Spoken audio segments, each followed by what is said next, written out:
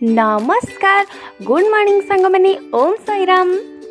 ए माई कौन कता लगो मु सकाଳେ शोईकी उठिची आ ये भाई आमर केते जल्दी बेपार करने को बाहर लेनी गो। तो जल्दी जल्दी आमे भी चलो से टे दही बरा खाई देबार जल्दी जल्दी खाई टेस्ट करके कहबा केमिति लागबार। अब्बा बाबा कि सुंदर लगुची ओ दही बरा एमे हब तो एमिति हबार। थाउ थाउ थाउ सेति कमेंट करबा सतरे टेस्ट तो बहुत भलो थिला दही बरा। आ एपटे हम डुल्लू को देखंतु तार वीडियो मु बहुत दिन हम करने बोली से रागे केमति बोतल बोतल सब फोपाड़ी दउची रागरे।